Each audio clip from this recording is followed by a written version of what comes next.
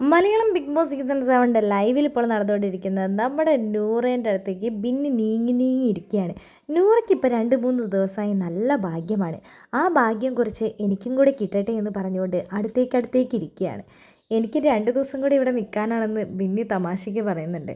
ആ സമയത്ത് ടാസ്ക് നന്നായി പെർഫോമൻസ് കാഴ്ചവെക്കുന്നതിന് മുമ്പ് ഞാൻ അനുമോളോട് പറഞ്ഞപ്പോൾ അനുമോൾ എന്നോട് പറഞ്ഞു ഞാൻ പ്രാർത്ഥിക്കാമെന്ന്. അനുമോൾ പ്രാർത്ഥിച്ചത് കൊണ്ട് തന്നെയാണ് എനിക്ക് ആ ടാസ്കിൽ വിജയിക്കാൻ പറ്റിയതെന്ന് നൂറ പറയുന്നു. ആ സമയത്ത് നമ്മുടെ റെന ഫാത്തിമ പറയുന്നുണ്ട്, ആ ആ പ്രാർത്ഥന മാത്രമേ ഉള്ളൂ നമ്മുടെ അനുമോൾക്ക്, അതിനുള്ള ഭാഗ്യം ടാസ്കിൽ ജയിക്കാനുള്ള ഭാഗ്യമൊന്നും അനുമോൾക്ക് കിട്ടുന്നില്ലല്ലോ എന്ന് പറഞ്ഞു. അപ്പോഴേക്കും റെന ഫാത്തിമ അനുമോളെ നോക്കി പഠിപ്പിക്കുന്നുണ്ട്, എന്നിട്ട് അടിക്കാനായിട്ട് ഇങ്ങനെ കൈ പൊക്കുന്നുണ്ട്. തമാശയ്ക്കാണ് ഇതൊക്കെ കാണിക്കുന്നത്.